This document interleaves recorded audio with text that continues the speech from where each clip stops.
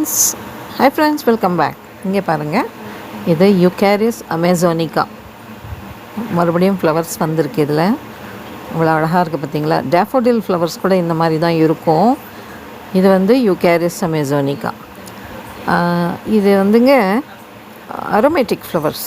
நல்ல ஒரு மைல்டான ஃப்ராக்ரன்ஸ் இருக்கும் இந்த ஃப்ளவர்ஸில். நல்ல ஒரு பியோர் ஒயிட்டில் இருக்குது பாருங்கள். இந்த பல்ப்ஸுங்க நான் அமேசானில் தான் வாங்கினேன்.